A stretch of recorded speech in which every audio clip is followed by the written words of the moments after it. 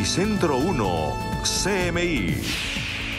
Buenas noches. La siguiente es una síntesis de las más importantes noticias del día en Colombia. Cumbre del gobierno sobre Hidroituango. El ministro de Minas, Diego Mesa, le pidió al alcalde de Medellín, Daniel Quintero, que las decisiones que se tomen sobre las empresas públicas de Medellín no afecten el comienzo de la operación de la hidroeléctrica. Esta noticia la ampliaremos a las 9 de la noche. El Tribunal Administrativo de Antioquia declara nula la elección del gerente de Empresas Públicas de Medellín, EPM. Según el alto tribunal, el nuevo gerente tiene una inhabilidad para desempeñarse en el cargo. Esta noticia será ampliada en nuestra emisión de las 9 de la noche. La vicepresidenta y canciller responde al ataque de la ministra de Venezuela, Daisy Rodríguez. La canciller de ese país culpó al presidente Duque por la muerte de migrantes venezolanos. La vicepresidenta, Marta Lucía Ramírez, le respondió. Ampliaremos esta noticia en la emisión de las 9 de la noche. Las siguientes son las noticias del mundo hoy. Insólito ataque con arco y flecha en Noruega. 5 muertos y 5 heridos graves. El autor del increíble ataque fue detenido. Solo fue identificado como hombre de mediana edad. Congestión mundial de suministros. Crisis en puertos afectan gravemente a Estados Unidos. Escasez dispara inflación. Presidente Biden lanza plan de emergencia. Estados Unidos reabre sus fronteras terrestres. Pone fin a redadas migratorias. Organización Mundial de la Salud insiste en investigar en China origen del COVID. Alerta en Estados Unidos por la amenaza creciente de COVID contra los niños. 148,000 niños contagiados en la última semana en Estados Unidos. Rusia en emergencia. No hay cómo detener ataque del COVID. Agencia de Alimentos de Estados Unidos ordena a productores de comida drástica reducción de la sal. Alerta mundial por fracaso en metas de descontaminación. Venezuela revela que denunciará al presidente Duque ante la Corte Penal Internacional. Serán beatificados Juan Pablo I y monja colombiana. Capitán Kirk de viaje a las estrellas, el hombre más longevo en viajar al espacio. Gran crecimiento de ventas de comercio minoritario, revela Fenalco en Pregunta Yamir. Con Claudia Palacios y Margarita Ortega. Un hombre armado con arco y flechas protagonizó una matanza en una ciudad del sur de Noruega. Los primeros reportes señalan que el ataque dejó 5 personas muertas y al menos 5 heridas. Entrada la noche en la ciudad de Kongsberg, en el sur de Noruega, helicópteros de la policía y de fuerzas especiales británicas irrumpieron en el centro de la ciudad tras recibir reportes de un posible ataque terrorista. Da kan jeg dessverre fortsatt bekrefte at det har vært en alvorlig hendelse på Kongsberg i kveld. Og klokken 18:13 så fikk politiet flere meldinger fra personer om at det var en person som beveget seg rundt med våpen og skjøt mot folk med da en pil og bue. Jeg kan også dessverre bekrefte at det er flere drepte. Según testigos, un hombre de edad media comenzó a disparar contra las personas en el interior de un restaurante y luego salió a la calle, donde continuó con el ataque. Sin embargo, la policía no ha verificado los motivos del atacante, por lo que aún no descarta que se trate de terrorismo. Mannen pågrepet. Han ble pågrepet da i samme område, ikke så veldig langt unna, klokken 18:47. Og det for øyeblikket ikke aktive søk etter flere personer i dette området etter hendelsen. Ut fra de opplysninger vi har nå. Las autoridades locales, sin embargo, aseguran que la población se mantendrá en alerta máxima. Det vi oppfatter alvorligheten i hendelsen, og at det på ulik måte ser ut til å berøre flere av våre innbyggere. Los reportes iniciales afirman que el atacante acabó con la vida de 5 personas y al menos 5 más están heridas, 2 de ellas de gravedad. Y el mundo enfrenta una grave crisis por el embotellamiento de millones de productos y materias primas en los principales puertos y canales de distribución. Para enfrentar el complicado embudo que sufre la cadena de suministro, el presidente de Estados Unidos, Joe Biden, activó un plan de emergencia que permitirá a muchos sectores de la empresa privada funcionar las 24 horas. Miles de contenedores acumulados durante semanas en los puertos son la imagen palpable de los cuellos de botella en las entregas de suministro que amenazan con frenar la recuperación económica de Estados Unidos tras la pandemia. El cierre de fábricas por la emergencia sanitaria, las rutas marítimas bloqueadas y la escasez de mano de obra se han combinado en una tormenta perfecta. Por todo ello, el presidente estadounidense Joe Biden anunció una batería de medidas de choque, entre ellas el funcionamiento ininterrumpido del puerto de Los Ángeles. After weeks of negotiation and working with my team and with the major union retailers and freight movers, the Port of Los Angeles announced today that it's going to begin operating 24 hours a day, 7 days a week. La pesadilla de la congestión de suministros está aumentando los precios para los consumidores y ralentizando la recuperación económica mundial. Desde el envío de artículos de primera necesidad como medicamentos podrían retrasarse y escasear por cuenta de las interrupciones. A esto se suma además la falta de trabajadores en los puertos y empresas productoras, especialmente en China, donde la pandemia ha afectado a los empleados que se contagian con COVID-19 y otros que no vuelven por temor a enfermarse. Por eso Biden no quiere depender de otros países, por lo que asegura que este es el primer paso hacia un sistema operativo de transporte permanente. Most of the leading countries in the world already operate on now, except us, until now. This is the first key step toward moving our entire freight, transportation, and logistical supply chain nationwide to a 24/7 system. Pidió al sector privado hacer su parte. We need the rest of the private sector chain to step up as well. And if the private sector doesn't step up, we're going to call them out and ask them to act. Because our goal is not only to get through this immediate bottleneck, but to address the long-standing weaknesses in our transportation supply chain that this pandemic has exposed. Entre tanto, en el puerto comercial más atareado en Gran Bretaña, un atasco aumentó los temores de que el país pudiera sufrir escasez durante el crucial periodo de Navidad, incluyendo de alimentos y juguetes. La congestión, según la Asociación de Puertos Británicos, durará entre 6 y 9 meses.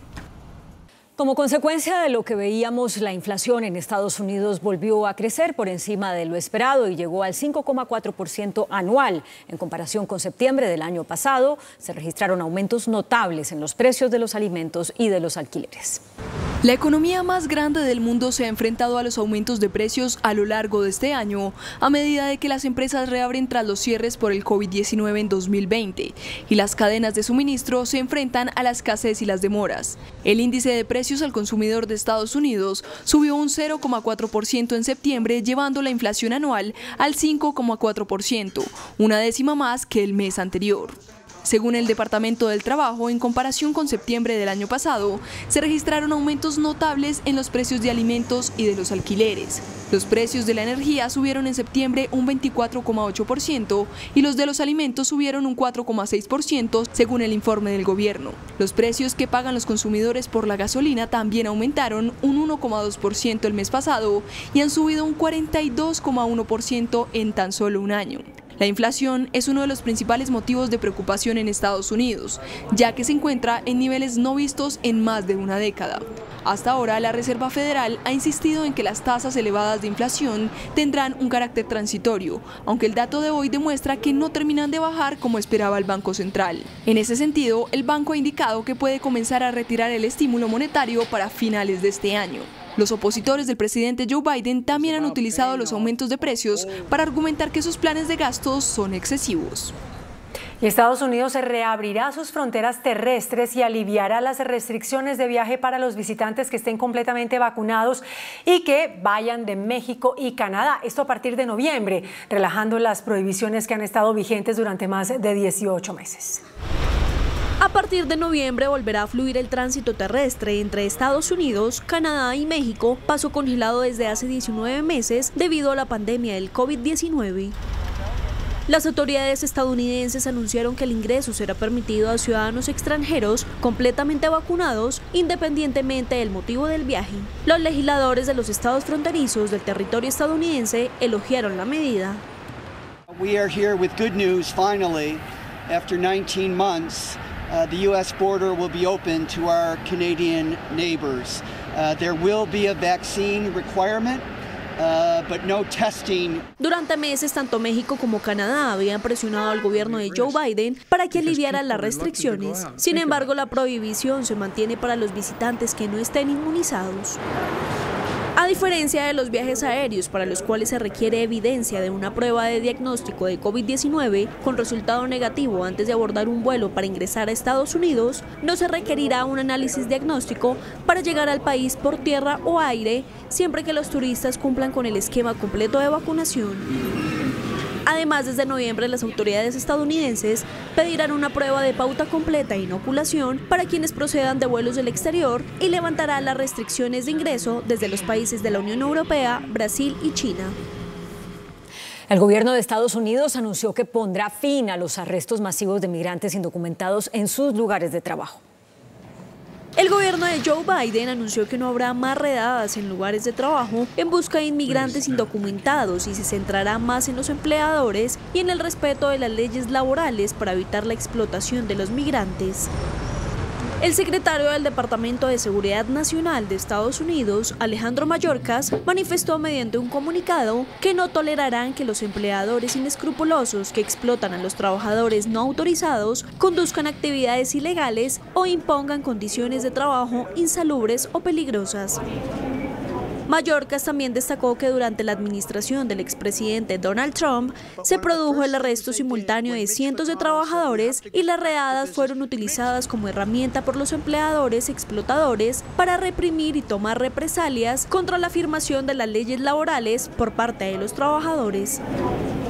A comienzos de 2020, el Servicio de Control de Inmigración y Aduanas llegó a tener un promedio diario de 40.000 personas detenidas y actualmente tiene poco más de 21.800 bajo su custodia en diferentes centros de detención en todo el país. Impulsados por los auxilios de desempleo girados por el gobierno y por la escasa mano de obra que enfrenta el país, un número récord de estadounidenses están abandonando sus empleos. Solo en agosto se registraron 4,3 millones de renuncias. Y un número récord de 4,3 millones de trabajadores en Estados Unidos abandonaron voluntariamente sus puestos de trabajo en agosto, según el Departamento de Trabajo, lo que demuestra la considerable ventaja que tienen los trabajadores en la economía actual. Según un informe, alrededor del 2,9% de la población activa renunció en agosto frente al 2,7% de julio. El número de trabajadores que renunciaron aumentó en 242.000 con respecto a julio, a medida que un mayor número de estadounidenses exigen un salario más alto, mejores condiciones de trabajo y acuerdos laborales más flexibles. El número de personas que renunció aumentó en los servicios de alojamiento y alimentación, el comercio al por mayor y la educación estatal y local. La Organización Mundial de la Salud creó un nuevo grupo de expertos para reactivar la investigación sobre el origen del COVID-19 en China. La Organización Mundial de la Salud prepara un segundo equipo de investigación para estudiar el origen del COVID-19. El primer equipo de investigación, que fue a Wuhan hace 9 meses, no logró resolver las sospechas de la presunta influencia del gobierno de China, además de que sus estudios no arrojaron resultados concretos. Por ello, la OMS busca un nuevo comité con el propósito de reiniciar otra serie de análisis y así determinar dónde se originó el coronavirus. Following a public call for experts, WHO today announced the proposed members of the WHO Scientific Advisory Group for the Origins of Novel Pathogens, or SEGO. The 26 experts were selected from over 700 applications and were chosen for their world-class expertise and experience in a range of disciplines, as well as their geographic and gender diversity. La OMS hizo énfasis en que esta sería la última oportunidad para comprender los orígenes del COVID-19. That is a human endeavor to understand a virus that has stopped our whole world. And I would ask everyone, countries, journalists, and everybody else, to create a little space for that discussion to happen. Because this is probably, right now, this is our best chance. And it may be our last chance to understand the origins of this virus in a collegiate, collective, and mutually responsible way. And I can't overstate that. This is an opportunity, but it is also a challenge, because all of the scientists joining this process understand those external pressures, and the scrutiny and the visibility of the process. So I think we're at a very important moment. A su vez, China anunció que está iniciando una investigación sobre miles de muestras de sangre de la ciudad de Wuhan para asimismo estudiar el origen del virus. Las investigaciones tanto de China como de la OMS están centradas en hasta 200.000 muestras de almacenamiento que podría ayudar a determinar cuándo y dónde inició el coronavirus. La Asociación Americana de Pediatría alertó hoy que los niños se están convirtiendo en las víctimas más vulnerables del COVID-19 en Estados Unidos. Tan solo en la última semana se reportaron más de 148.000 contagios en menores. Los casos de COVID-19 están disminuyendo en Estados Unidos, pero la perspectiva optimista debe ser atenuada por la todavía alta tasa de infecciones, especialmente en niños. Y con el invierno amenazando con enviar a la gente a la casa y aumentar la propagación, los expertos temen que los casos puedan volver a aumentar. El riesgo en los niños es mayor porque muchos de ellos aún no pueden ser vacunados. Según datos de la Academia Americana de Pediatría, el número de nuevos casos en menores sigue siendo excepcionalmente alto, con 148.222 casos notificados tan solo en la semana que terminó el 7 de octubre. Con esta cifra, los niños representaron casi una cuarta parte de los casos COVID-19 notificados semanalmente. Y Rusia, entre tanto, está en emergencia por el COVID. Nuevamente registró un récord diario de muertes y contagios. Rusia, que ya cuenta con 7,7 millones de contagios y más de 215.000 muertos por la pandemia, informó un aumento diario récord en las muertes relacionadas con el coronavirus por segundo día consecutivo, en medio de un aumento en las infecciones y decesos de COVID-19 que ha llevado al Kremlin a exigir que las autoridades aceleren el ritmo de las vacunas. El Grupo de Trabajo de Rusia sobre el virus informó 984 muertes relacionadas con el coronavirus, la cifra más alta en un solo día desde el inicio de la pandemia, así como 28.717 nuevas infecciones en las últimas 24 horas. El número de casos positivos se ha incrementado en un 16% durante la última semana. La región más afectada sigue siendo Moscú, la capital, donde se registraron 4.410 casos nuevos del virus. El lunes, las autoridades de Moscú establecieron decenas de centros para pruebas express de COVID-19 en centros comerciales y otros lugares públicos populares entre los residentes. El gobierno de Francia ampliará la imposición de presentar el carnet de vacunación para ingresar a cualquier establecimiento o evento público hasta julio del año entrante. Un nuevo proyecto de ley que prorrogaría hasta el 31 de julio de 2022 el uso del pase sanitario en Francia fue presentado en el Consejo de Ministros. El pasaporte necesario para acceder a bares, espacios de ocio o transporte de larga distancia es obligatorio desde el verano boreal en lugares que acogen a más de 50 personas, así como en bares, restaurantes, hospitales, salvo en urgencias y grandes centros comerciales. Aseguran que no será una decisión eterna, pero se extenderá a la medida para tener la posibilidad de utilizarlo. Aunque su prolongación busca incitar a vacunarse a la cuarta parte de los franceses que todavía no completaron su pauta de inmunización, la oposición política en Francia denunció su duración a 6 meses de la elección presidencial de abril. Y entre tanto, en Italia, la orden de vacunación obligatoria para trabajadores públicos y privados, de manera que no sean despedidos de sus empleos, comenzará a regir este viernes. Varios grupos están protestando por esa medida. Aumenta el temor en las empresas y servicios públicos de Italia por la medida que empezará a regir a partir de este viernes 15 de octubre, en donde empleados públicos y privados tendrán que presentar el certificado de vacunación o pase verde de COVID-19 para ejercer su actividad. Bajo esta medida, los empleados se verán obligados a estar vacunados contra el coronavirus con al menos una dosis o, si no es el caso, presentar una prueba PCR negativa realizada en las 72 horas previas o haber superado la enfermedad en los últimos 3 meses. En caso de no cumplir con los requisitos del certificado, los trabajadores italianos podrían sufrir suspensiones de empleo o sueldo, pero no podrán ser despedidos. Las personas que ignoren el nuevo decreto y concurran a trabajar sin el pase podrán ser sancionados con una multa de 600 a 1.000 euros, mientras que para el empleador que permita trabajar a un empleado que no está en regla, el castigo podría ser de 400 a 1.000 euros. La Agencia de Alimentos y Medicamentos de Estados Unidos lanzó hoy un instructivo para que los productores y locales de venta de comida reduzcan los niveles de sal que agregan a sus productos. Con la esperanza de reducir la ingesta general de sodio de los estadounidenses en un 12%, la Administración de Alimentos y Medicamentos está pidiendo a los fabricantes de alimentos y restaurantes que reduzcan la sal en sus productos durante los próximos 2 años y medio. Se espera que esta recomendación cubra una amplia variedad de alimentos, desde comidas de cadenas de restaurantes hasta alimentos procesados en los estantes de las tiendas de comestibles e incluso alimentos para bebés. Las pautas dietéticas actuales recomiendan que los adultos no consuman más de 2.300 miligramos de sodio por día, pero la persona promedio en Estados Unidos consume alrededor de 3.400 miligramos. Los expertos externos dijeron que la guía es un buen primer paso para abordar la presión arterial alta, que afecta a casi la mitad de todos los adultos estadounidenses.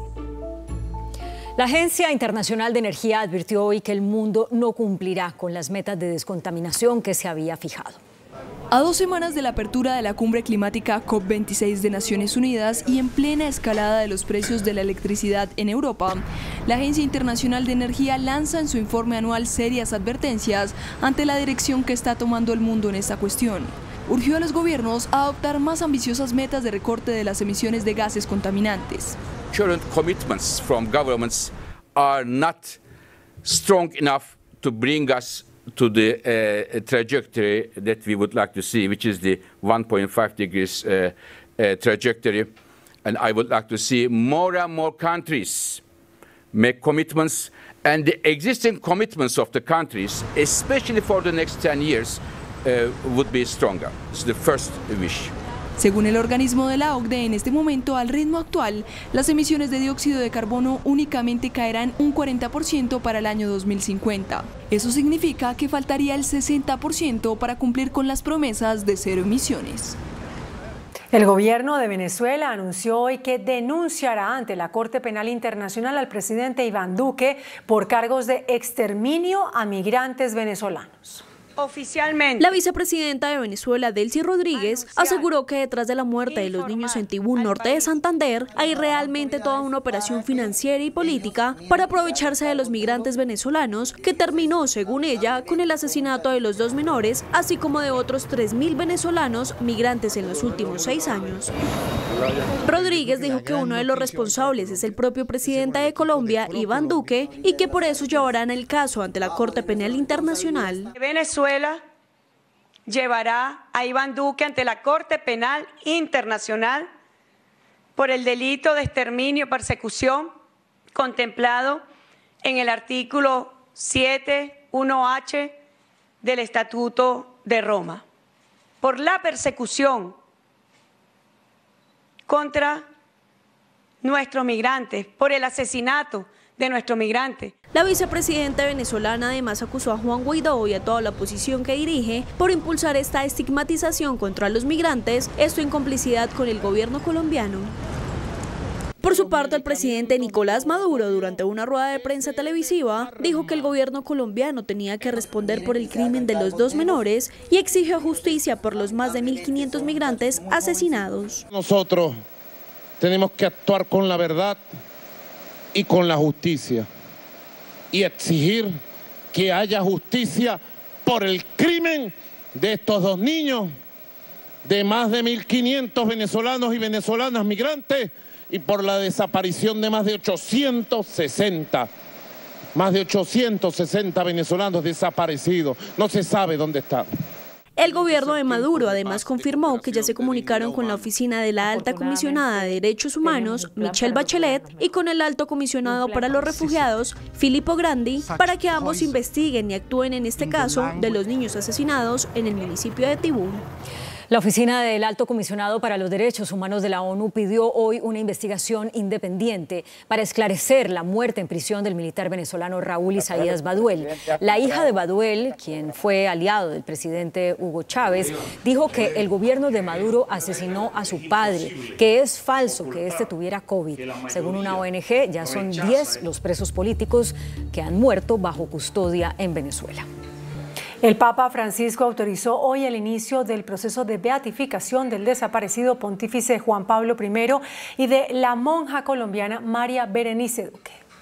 El Papa Francisco autorizó esta mañana promulgar el decreto para la beatificación de Albino Luciani, mejor conocido como Juan Pablo I, el Santo Padre que duró solo 33 días como máxima autoridad eclesiástica hasta que en la madrugada del 28 de septiembre de 1978 fue encontrado sin vida en su cama. El decreto reconoce un milagro por su intercesión y relativo a la curación de una niña argentina que en 2011 se encontraba en estado vegetativo en la Fundación Favaloro. Tras ser desahuciada por los médicos, su madre empezó a rezar a Juan Pablo I y de la noche a la mañana la situación de Candela Giarda se revirtió totalmente. Además de esto, la religiosa colombiana María Berenice Duque Henker también será beatificada después de reconocérsele un milagro. El actor William Shatner, quien dio vida al Capitán Kirk en la popular serie Viaje a las Estrellas, se convirtió hoy en el hombre más longevo del mundo en viajar al espacio. La cápsula del Blue Origin con 4 pasajeros a bordo, entre ellos William Shatner, quien interpretó al Capitán Kirk en la serie Star Trek, aterrizó en el oeste de Texas tras pasar unos minutos en el espacio. Poco más de 3 minutos después de despegar de la base, la nave Blue Shepard superó la llamada línea Kármán, a una altitud de 100 kilómetros que marca el límite del espacio según la Convención Internacional. Los pasajeros pudieron separarse de sus asientos y flotar durante unos momentos en gravedad cero. La cápsula luego volvió a caer a la Tierra frenada por 3 paracaídas y un propulsor trasero. El lanzador regresó aparte para aterrizar automáticamente no lejos de su punto de despegue. Shatner se convirtió así a sus 90 años en la persona de mayor edad en llegar al espacio. Captain Kirk himself, the great even begin to express what I would love to do is to communicate as much as possible the jeopardy, the moment you see how the vulnerability of everything is so small. This air which is keeping us alive is thinner than your skin. Atónito y conmovido quedó el actor con su experiencia dentro de la nave y agradecido con el multimillonario Jeff Bezos. What you have given me is the most profound experience I can imagine. I'm so filled with emotion about what just happened. It's extraordinary, extraordinary. I hope I never recover from this. I hope that I can maintain what I feel now. I don't want to lose it. Se trata del segundo vuelo tripulado de la compañía del multimillonario Jeff Bezos, que pretende consolidarse como un actor importante en el codiciado sector del turismo espacial. Y en tierra, la reina Isabel II fue captada por las cámaras usando un bastón en la abadía de Westminster en Londres. Esta sería la primera vez que la monarca de 95 años asiste a un evento público usando un elemento de ayuda para caminar. Una fuente real dijo que la monarca usó el bastón para su comodidad.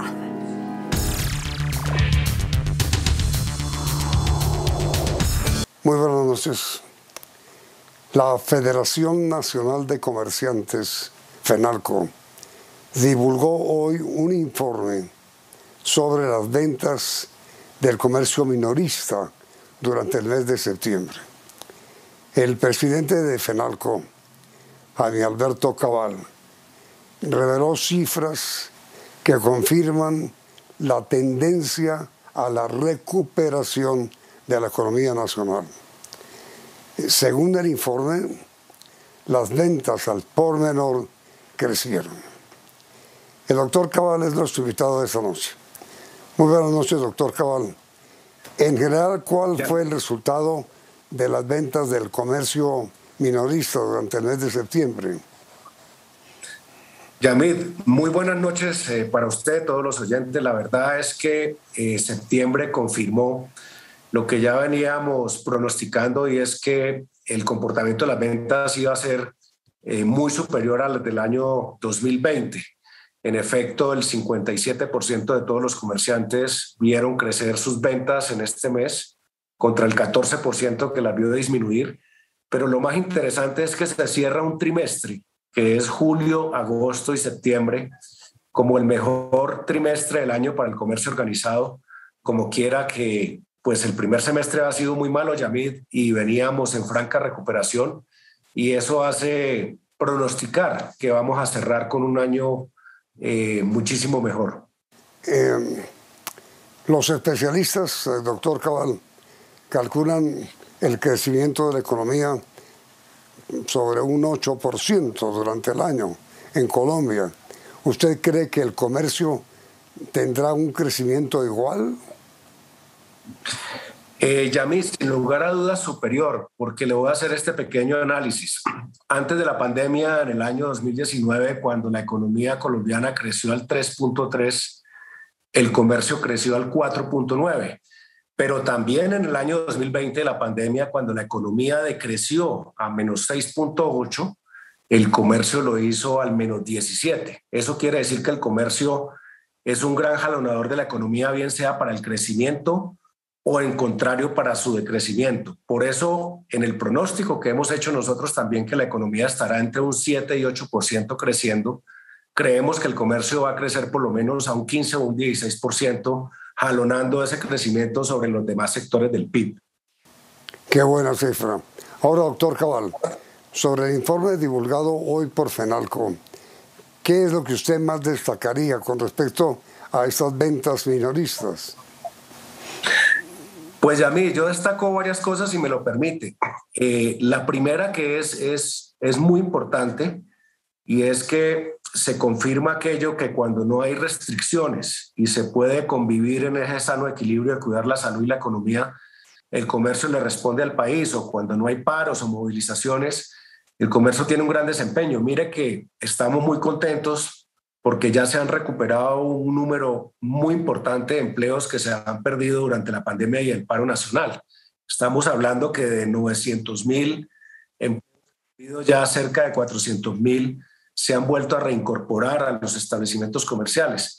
O sea que eso es algo para destacar. Lo otro que destaco es que muchos sectores que se han recuperado, como el caso de los vehículos, como el caso de las confecciones, los textiles, la ropa, la moda, igualmente otros sectores importantes, no solamente se han recuperado respecto al año 2020, sino respecto al año 2019, antes de la pandemia. En julio, por ejemplo, según las cifras del DANE, cuando la economía colombiana creció al 14.3% como rebote, el comercio creció al 39.5%. O sea que, como último eslabón de esa cadena, quiere decir que si al comercio le va bien también a la industria y también le va bien a la producción agropecuaria. Y eso es muy bueno para el país, que todos los sectores productivos estén en una franca recuperación. En este informe presentado hoy por FENALCO, doctor Cabal, están incluidas también las ventas de las tiendas de barrio. Sí, Yamid, por supuesto que están incluidas. Eso no quiere decir que hayan crecido tanto como otros sectores, pero ya comienza a verse una recuperación, lo cual es muy importante porque tengamos en cuenta que son 450.000 tiendas de barrio en Colombia. Y obviamente esto hace que también estos sectores que están especialmente, digamos, las tiendas, sector en el estrato 1, 2, 3, 4, pues comiencen a reactivarse. Esa es una buena señal económica y social para el país. Es decir, doctor Cabal, no es verdad que las grandes superficies comerciales estén amenazando la supervivencia de las tiendas de barrio. No, la verdad, Yamid, es que cada uno de los canales o de los sectores tiene su propio mercado. Por supuesto que las tiendas hace 20 años tenían aproximadamente el 55% del abastecimiento de los hogares colombianos. Hoy tienen el 48%, han perdido algunos puntos por la entrada, por supuesto, de la competencia. Pero finalmente cada uno hace su nicho de mercado y eso es bueno para el país porque esto hace crecer el consumo, hace crecer la demanda. Y por supuesto, pues le va bien a las tiendas, pero también le va bien a los supermercados y le va bien a los grandes establecimientos de cadena. Ahora mira, doctor Cabal, en el balance a hoy, ¿cuántos fueron en general los comercios minoristas que se perdieron, que ya no volvieron a hablar, a funcionar, que quebraron, que ya no existen? ¿Cuántos fueron? Sí, Yamir, efectivamente ese fue pues un aspecto muy doloroso de la pandemia. Nosotros registramos cierres alrededor de 80.000 establecimientos de comercio, cerca de 36.000 bares, cerca de 26.000 restaurantes. Y el DANE en su informe en agosto señaló que cerca de 260.000 micronegocios habían cerrado sus puertas. La verdad es que nosotros le hemos hecho seguimiento y no hemos encontrado que más allá del 10% haya podido volver a abrir, y obviamente pues estos comercios se perdieron para siempre. Pero por otro lado también hay nuevos emprendimientos que han surgido a raíz de la pandemia, especialmente en lo que son comercio electrónico, plataformas que están generando una dinámica adicional en la actividad del comercio. Ahora mire, doctor Cabal, usted ha venido sosteniendo una serie de reuniones con el gobierno sobre la próxima realización en Colombia de los 3 días sin IVA, porque son muchas las cosas que hay que hacer, que hay que prevenir, que hay que organizar. Yo quisiera hablar sobre el tema con usted, pero por hoy el tiempo se nos ha agotado. Quisiera invitarlo, doctor Cabal, a grabar ahora mismo para transmitir mañana el programa sobre eso, los 3 días sin IVA que vienen y las medidas que se están adoptando. ¿Acepta usted? Claro, Yamir, con muchísimo gusto. Bueno, muchas gracias, doctor Cabal. Y a ustedes, televidentes, gracias por la sintonía y los esperamos mañana para hablar sobre los 3 días sin IVA que se aproximan y sobre los cuales habrá que tomar muy drásticas medidas para evitar cualquier tipo de problema con respecto a la pandemia. Los invitamos a continuar aquí, en Noticentro 1, CMI. Noticentro 1, CMI. Gobierno Nacional da orden a alcalde de Medellín de no afectar continuidad de Hidroituango. Cumbre en Palacio sobre la hidroeléctrica. Ministro de Minas lanza mensaje a empresas públicas de Medellín. Con concreto, una de las constructoras de Hidroituango entra en proceso de reorganización. Vicepresidenta Canciller de Colombia responde a ataque de Canciller de Venezuela. Se expide primer permiso de protección de 10 años a migrante venezolano. Nueva avalancha de migrantes inunda a Necoclí.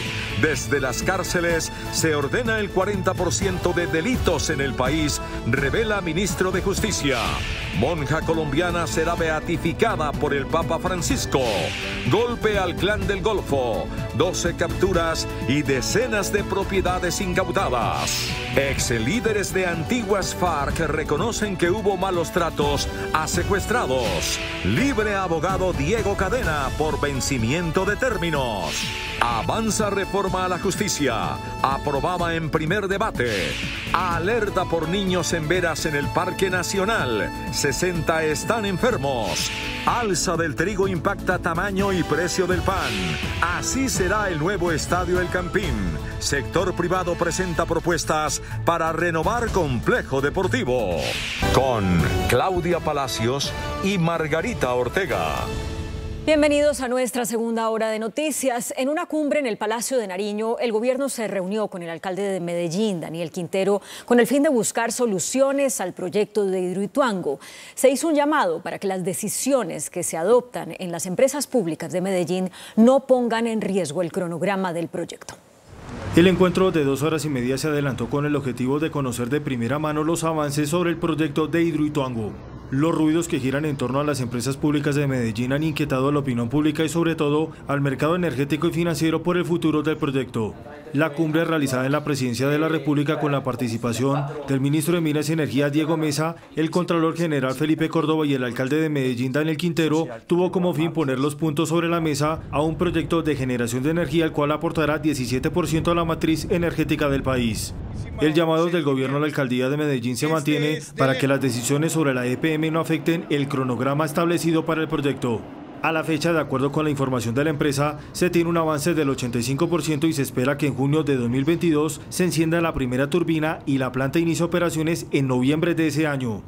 Los gremios energéticos confían en una definición clara sobre el futuro del proyecto. Estamos viendo, digamos, que si el proyecto se demora, sí deberíamos comenzar a pensar en una subasta nueva de cargo por confiabilidad con un horizonte más o menos como hacia el año 2024-2025. En un trino, el alcalde de Medellín responde al gobernador de Antioquia, Aníbal Gaviria, sobre Hidroituango. No, señor gobernador, no es un problema de seguros, es un problema de dignidad, que los responsables paguen por sus daños y no los ciudadanos. Seguros no cubren $1.000 millones en daños. ¿Por qué lo deberían pagar los ciudadanos? Será la Junta de la EPM la que tome las futuras decisiones sobre el proyecto de Hidroituango. El Tribunal Administrativo de Antioquia declaró nula la elección del gerente de las empresas públicas de Medellín, Jorge Andrés Carrillo. El funcionario apelará el fallo. Fue el Tribunal Administrativo de Antioquia el que anuló el nombramiento del gerente de EPM, Jorge Andrés Carrillo. Se trata de un fallo en primera instancia respondiendo a la demanda del abogado Hernán Cadavid, quien argumentaba que Carrillo estaría inhabilitado para el cargo. Un miembro de junta directiva en estas entidades descentralizadas no puede pasar inmediatamente a la gerencia. Está dispuesto desde el año 76 en la norma, pero además ha habido pronunciamientos del Consejo de Estado en el mismo sentido.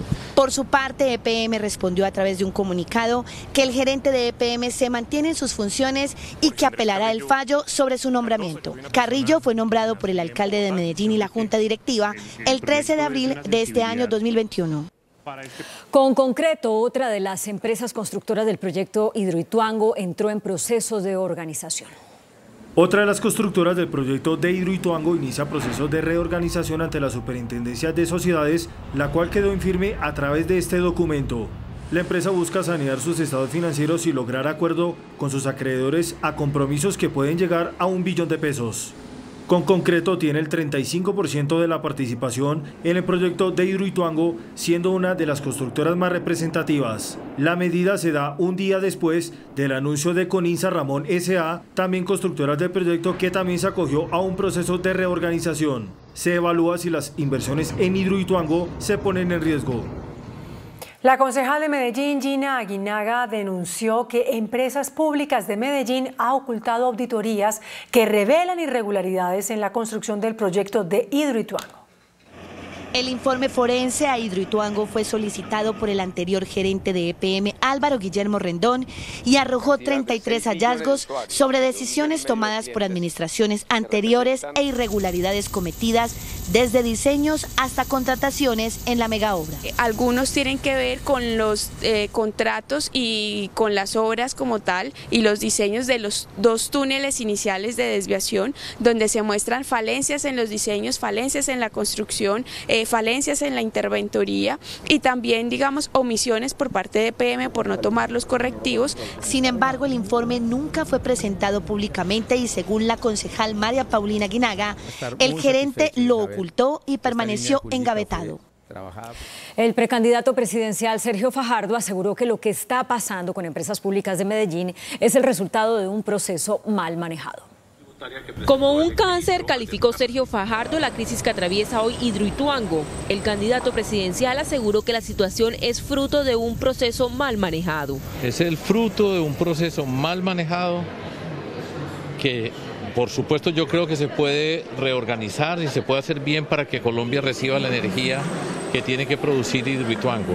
Una institución que tiene 5 gerentes en menos de 2 años significa que es una institución que tiene cáncer, y ese cáncer se puede tratar, pero nunca desde la politiquería y la forma como viene conduciendo el señor alcalde de la ciudad de Medellín. El aspirante, quien participó del Congreso de Andesco en Cartagena, aseguró además que la Contraloría es clave para que los procesos se lleven de manera transparente y pueda conocerse la verdad de lo que ha ocurrido en el proyecto. La Comisión de Regulación de Energía y Gas anunció medidas para la adjudicación de nuevos proyectos de conexión de energía en el país. Según explicó la entidad, en el pasado se entregaron proyectos de generación de energía, los cuales no se implementaron. Por ello, se puso en marcha un modelo regulatorio que garantice la ejecución de proyectos en beneficio del suministro del servicio en el territorio nacional. La vicepresidenta y canciller Marta Lucía Ramírez le respondió a su homóloga venezolana, Delcy Rodríguez, quien culpó al gobierno colombiano por los asesinatos de migrantes. Ramírez dijo que Colombia ha acogido a los ciudadanos venezolanos para brindarles lo que se les niega en su propio país. La vicepresidenta y canciller Marta Lucía Ramírez le respondió a su homóloga venezolana Delcy Rodríguez, quien afirmó que denunciará al presidente de la República, Iván Duque, ante la Corte Penal Internacional por el asesinato de migrantes venezolanos en Colombia. La canciller colombiana señaló que en Venezuela hay una dictadura que no responde por sus propios ciudadanos, convirtiéndolos en migrantes. Hay una dictadura que no tiene realmente ningún tipo de legitimidad para asignarle responsabilidad a un gobierno diferente por lo que ellos no son capaces de hacer por sus propios ciudadanos. Lo que vemos es todos los días esta migración venezolana buscando algún sitio de amparo, algún sitio donde puedan estabilizar sus familias por todo lo que se les niega en Venezuela. La canciller agregó que lo que ocurre en Venezuela es una tragedia humanitaria. Es una tragedia humanitaria que sufre ese pueblo y que Colombia lo que ha hecho es recibir con gran solidaridad, con gran compromiso. Ese estatuto de protección para los migrantes es un ejemplo hoy en el mundo entero, pero lo que nosotros sí tenemos claro es que estas declaraciones que hace la dictadura de Venezuela no tienen otro propósito que esconder otra muerte más, la muerte totalmente en la oscuridad del excomandante de las fuerzas militares, el general Baduel. La canciller Marta Lucía Ramírez también se refirió a la visita del secretario de Estado de los Estados Unidos, Antony Blinken. La agenda del secretario Blinken será el 20 por la tarde. Vamos a tener primero una reunión con el presidente de la República, él y yo. Por la tarde tendremos después la reunión con los cancilleres. Vamos a tener al día siguiente ya una reunión bilateral de todo lo que es la agenda Colombia-Estados Unidos, que es una agenda rica, diversa, muy proactiva. Las declaraciones de la canciller Marta Lucía Ramírez se dieron durante la firma de la renovación del mandato de la misión de apoyo al proceso de paz en Colombia de la Organización de Estados Americanos por otros 3 años más. La Procuradora General Margarita Cabello indaga posibles omisiones de la fuerza pública respecto del asesinato de un menor de 12 años en Tibú, norte de Santander. La Procuraduría indaga sobre la actuación de la policía en el caso de los 2 jóvenes que fueron retenidos y grabados por comerciantes presuntamente robando en una tienda y que posteriormente aparecieron acribillados en vía pública. En Tibú estamos en proceso de requerimiento de información. En ese sentido, hemos escuchado en los medios, en algunas personas, que hubo omisión de las autoridades policivas. En caso de que observemos que sí hay las primeras informaciones, ejerceríamos poder preferente con toda seguridad, porque ojo, son menores. Cabello no descarta trasladar a Bogotá la investigación.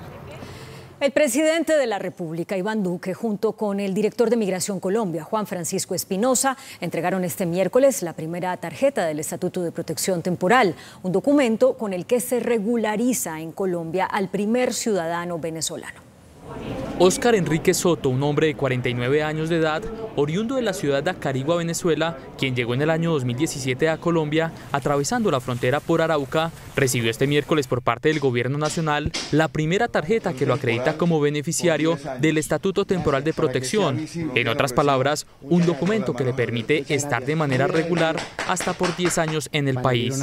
La entrega de la acreditación número 001 decidió hacerla personalmente el presidente de la República, Iván Duque Márquez, quien se desplazó con el director de Migración Colombia, Juan Francisco Espinosa, hasta la vereda del Marqués, ubicada en el municipio de La Calera, Cundinamarca.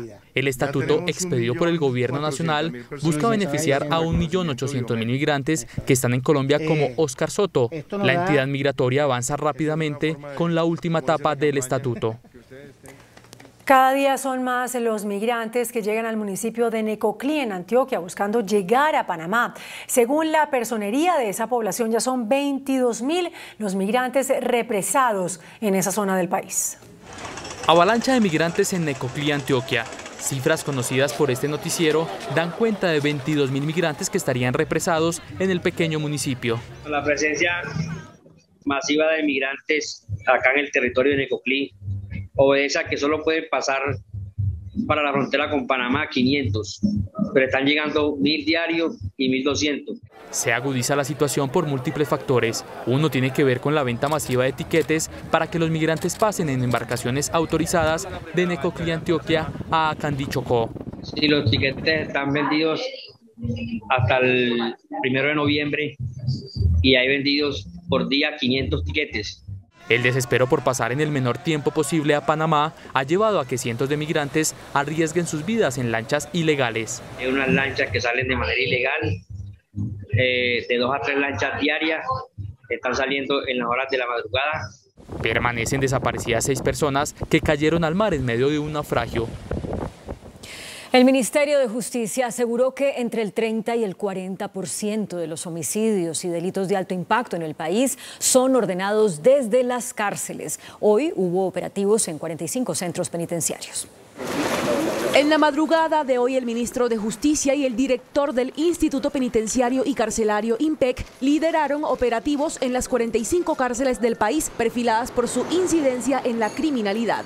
Se ha detectado que de aquí mandan a asesinar personas, extorsionan y todo tipo de delitos de gran impacto para nuestro país. Si nosotros seguimos atacando de raíz el problema, estamos seguros que se va a disminuir entre un 30 y 40% esta gran problemática de todo el país. Hoy fueron decomisados 756 celulares, más de 2.000 accesorios móviles, 792 armas blancas, más de 390 litros de licor, 9 millones de pesos en efectivo, 2 kilos de marihuana y 3.2 de cocaína. Quisiéramos que nuestros hombres fueran el personal ideal, pero infortunadamente y a través de las investigaciones hemos encontrado que varios de ellos se han permeado y hoy están retirados e incluso 9 de ellos están privados de la libertad.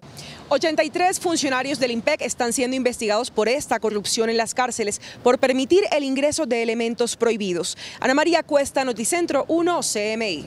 La veeduría, que denunció ante la Corte Suprema de Justicia a 4 senadores por el escándalo del Ministerio de las Tecnologías, se retractó hoy de la queja contra 3 de esos parlamentarios. El veedor Pablo Bustos aseguró ante la Sala de Instrucción de la Corte Suprema que no hay pruebas que vinculen a los senadores Daira Galvis, Mauricio Gómez Amín y Antonio Sabaraín con gestiones o presuntas presiones sobre el contrato de centros poblados. Sin embargo, la veeduría ratificó su denuncia contra el senador Armando Benedetti. El Vaticano anunció hoy que la religiosa colombiana María Berenice Duque será beatificada tras comprobarse un milagro en un joven que no podía caminar.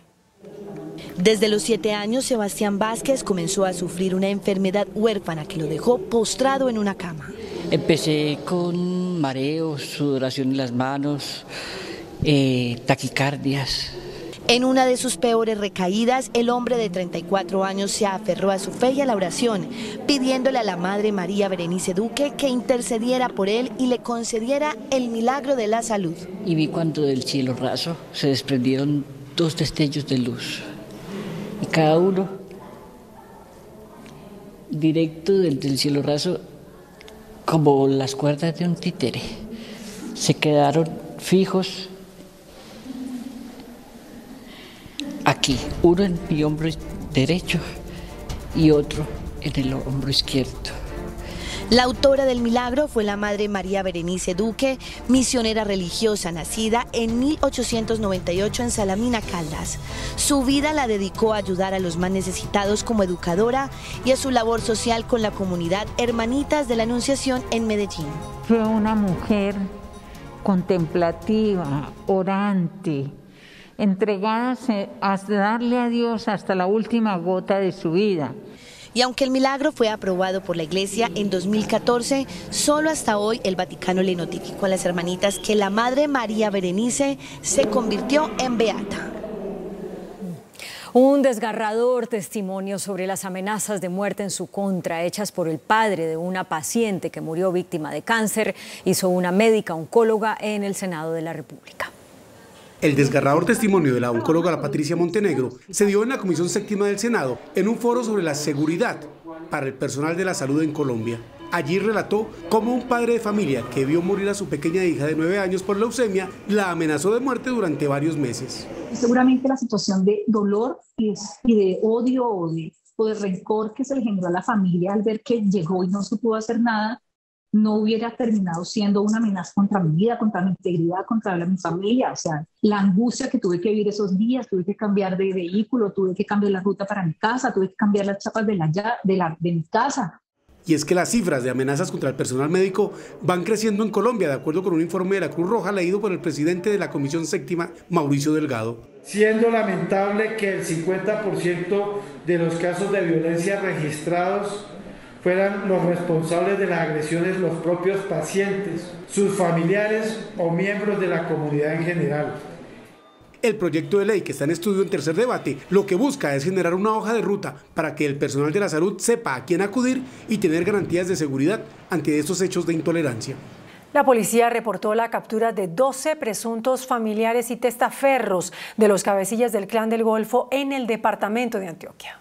Fueron detenidas 12 personas que, según la investigación de la policía, tienen 120 cuentas bancarias en las que escondían 20.600 millones de pesos producto del narcotráfico. Entre los detenidos hay 3 familiares de alias Marihuano, segundo al mando del Clan del Golfo, muerto en una operación de la policía en febrero. Las personas detenidas y otras 8 que siguen siendo buscadas por la policía tendrán que responder por lavado de activos, enriquecimiento ilícito y concierto para delinquir. El abogado Diego Cadena, procesado dentro del caso por presunta manipulación de testigos contra el expresidente Álvaro Uribe, quedó libre por vencimiento de términos. El juez acogió los argumentos de la defensa, según los cuales ya transcurrieron 240 días desde que se llevó a cabo la imputación de cargos sin que se inicie el juicio en contra de Cadena. Diego Cadena permanecía en detención domiciliaria y ahora enfrentará el juicio en libertad. La decisión fue apelada por la Fiscalía. En una audiencia en el Senado convocada por el Partido Comunes, soldados que estuvieron secuestrados o fueron heridos en combate por las antiguas FARC denunciaron abandono del Estado. Una de las voces que se escuchará en el Congreso es la del soldado Jimmy Ramírez Castro, quien estuvo 6 meses en coma después de sobrevivir a un ataque terrorista de las FARC en 1994. A mí me sacaron, perdón la expresión, como un perrón, Didier. Que hasta que no me definieran mi situación, que la libreta y la conducta militar quedan retenidas. Años después descubrió que estaban cobrando una pensión a su nombre y al denunciar el fraude fue amenazado. Empezaron las amenazaderas, las llamaderas, que dejara las cosas quietas. Finalmente, una junta médica determinó que su incapacidad era del 33% y no tenía derecho a una pensión. Yo no estoy arrepentido de haberle dado la vida a este hermoso país. No me duele eso. ¿Sabes qué me duele, Didier? Que el Estado me haya dado la espalda. No están enfrentando discapacidad física, mental, económica, de vivienda y muchas otras más. Mañana el gobierno responderá a las quejas de 70 soldados en una audiencia pública en el Senado. Entre tanto, los excomandantes de las FARC reconocieron el sufrimiento causado a las personas que secuestraron y los malos tratos a las que éstas fueron sometidas. En una carta respondieron a los reparos que las víctimas han formulado sobre la versión que ellos dieron ante la Justicia Especial para la Paz sobre los miles de secuestros que realizaron. Se aprobó en primer debate un proyecto de ley que busca reformar la justicia. La iniciativa propone cambios en la conformación de listas para magistrados. Funcionarios como el Contralor y el Fiscal serían juzgados por la Comisión de Acusación. En medio de rifirrafe se llevó a cabo la discusión de un proyecto de acto legislativo que busca reformar funciones del Consejo Superior de la Judicatura, como que ya no se encarguen de la elaboración de listas para la elección de magistrados de las altas cortes, sino que sean los togados de los altos tribunales quienes las elaboren con previas convocatorias. La iniciativa además modifica los requisitos para ser integrante del Consejo Superior de la Judicatura. No puede estar dirigido solamente por abogados, deben haber ingenieros de sistemas, ingenieros industriales. Pero el proyecto además causó revuelo porque plantea que funcionarios como el Contralor y el Procurador se les valide experiencia diferente a la del derecho y al fiscal que no tenga que ser abogado sino de profesiones afines. Pero además que estos funcionarios de ahora en adelante sean juzgados por la Comisión de Acusación de la Cámara de Representantes. Esto claramente obstruye la justicia. Esto evidentemente es una condición de impunidad más. Esto no es una reforma a la justicia, es una reforma burocrática. El proyecto pasa a segundo debate en la plenaria de la Cámara. A la cárcel fue enviada la pareja de la tía del líder estudiantil Esteban Mosquera, asesinado recientemente en Popayán. Según la Fiscalía, el hombre fue el determinador del homicidio. Carlos Alberto Moncayo es la sexta persona capturada por el crimen del líder estudiantil Esteban Mosquera. El hombre de 49 años de edad es el compañero sentimental de una de las tías del joven asesinado en pleno centro de Popayán el pasado 23 de agosto. Presunto determinador del crimen y quien pagó para que se llevara a cabo este homicidio. Según el ente acusador, Moncayo Cabrera fue delatado por alias El Pollo y Michelín, quienes aceptaron ser los intermediarios entre los sicarios y el determinador del crimen cometido en el barrio La Pamba de la capital caucana. En las últimas 24 horas, Colombia reportó un leve aumento en los contagios por COVID. Las muertes bajaron. Suben los contagios y bajan las muertes por COVID-19 en Colombia. Este miércoles el Ministerio de Salud confirmó que otras 1.256 personas se infectaron de COVID-19. Los casos activos a la fecha, 13.663. Las muertes reportadas en las últimas 24 horas, otras 34. El total de fallecidos por este peligroso virus, 126.726 víctimas. Recuperados aumentan con otros 1.100 para un total de 4.819.082. Y el comportamiento de la curva de contagio de los últimos 4 días. 10 de octubre, 1.518 contagios, 38 fallecidos. 11 de octubre, 1.089 contagios, 32 muertes. Ayer, 1.075 casos, 37 fallecidos. Hoy, 1.256 contagios, 34 muertes. El Senado aprobó en primer debate un proyecto de acto legislativo para garantizar la seguridad alimentaria en el país. Según cifras de la FAO, en Colombia padecen hambre más de 3 millones de personas. Colombia, uno de los países más biodiversos del mundo, se mueve entre una paradoja. Al año se pierden cerca de 10 millones de toneladas de alimentos. Sin embargo, según un informe de la FAO, el 6,5% de su población, es decir, cerca de 3.250.000 colombianos, padece hambre. Ese mismo informe de la FAO habla de que 690 millones de personas padecen hambre en el mundo, el 8,9% de toda la población. Y 2.000 millones de personas tienen inseguridad alimentaria severa o moderada, es decir, el 25,6% de la población global.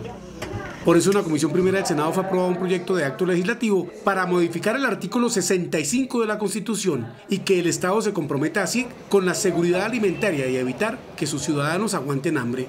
Hubo oposición de algunos congresistas, sobre todo del Centro Democrático, porque consideran que esa iniciativa atenta contra los tratados de libre comercio. En Colombia, la mitad de los hogares no cuentan con el servicio de Internet fijo.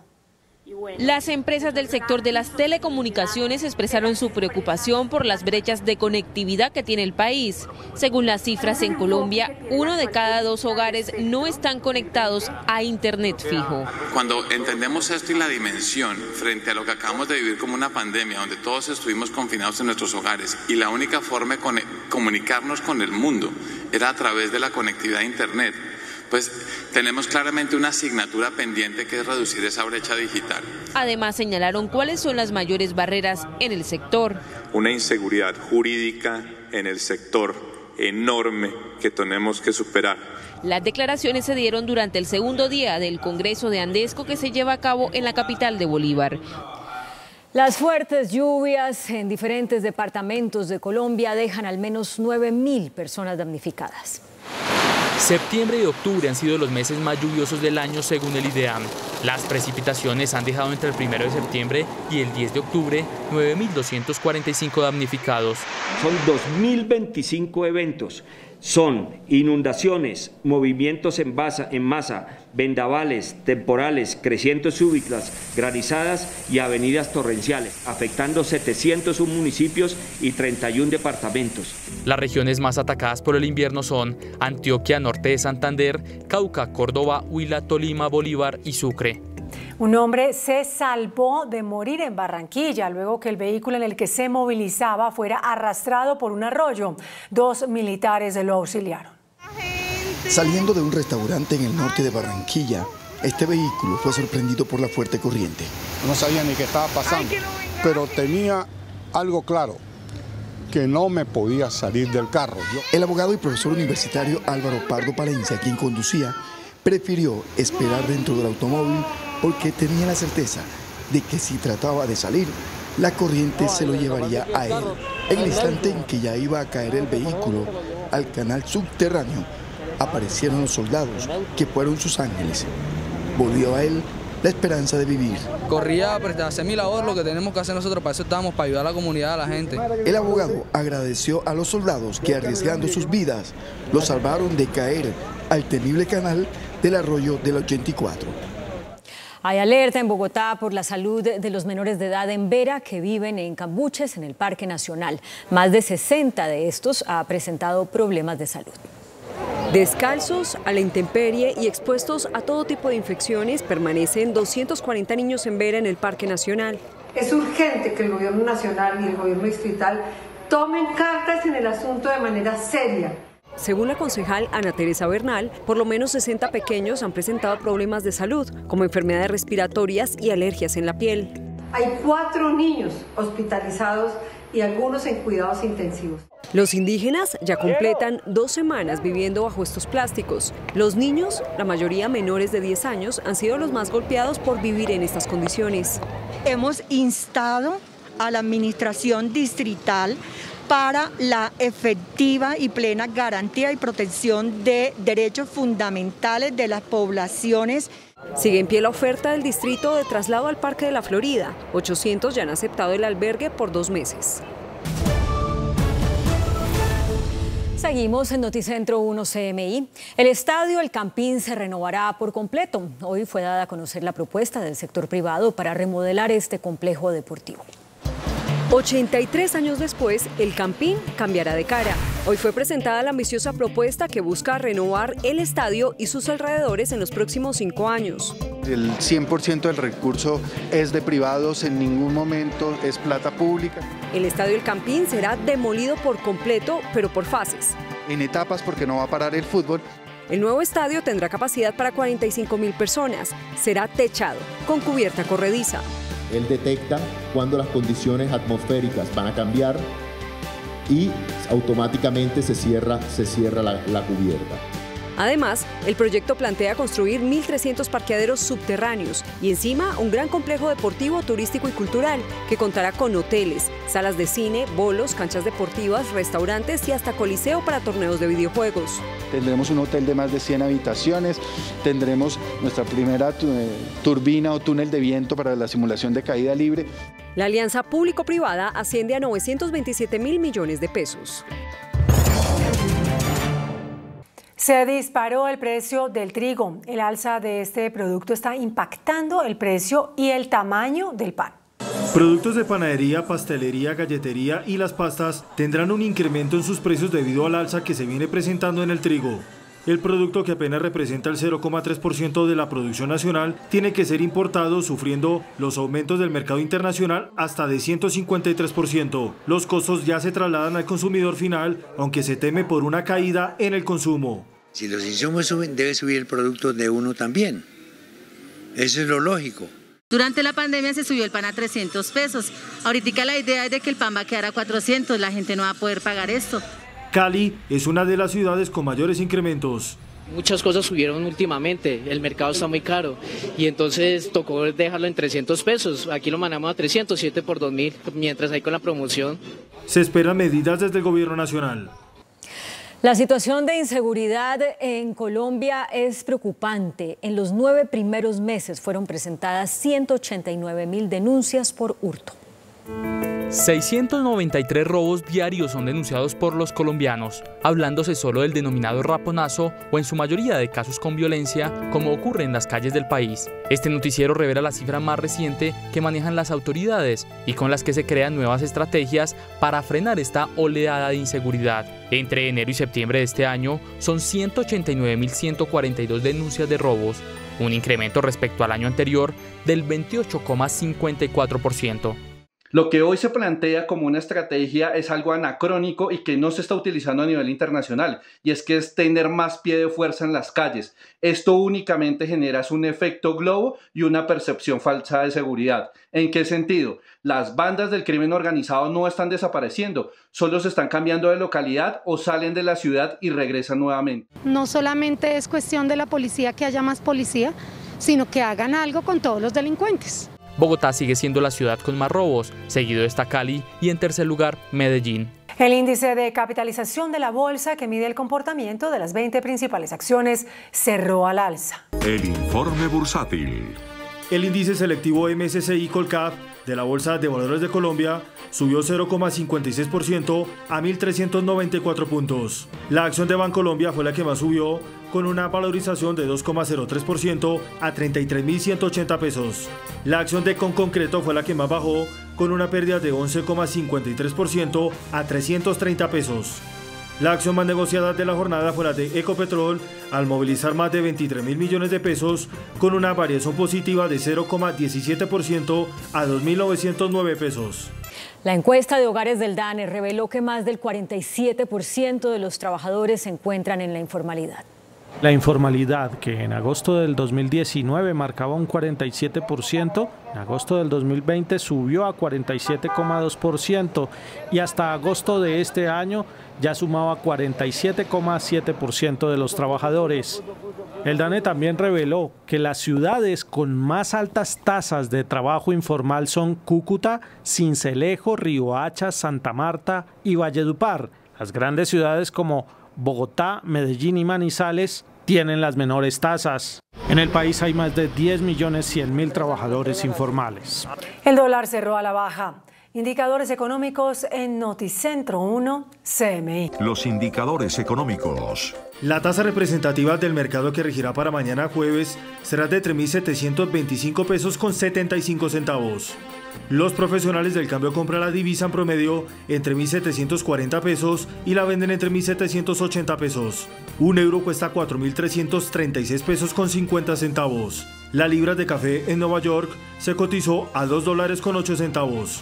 El azúcar se transó en 19,85 centavos de dólar la libra. El barril de petróleo WTI se cotizó en $80 con 59 centavos. La referencia Brent para Colombia se cotizó en $83 con 36 centavos. Una acción de Ecopetrol cuesta 2.909 pesos.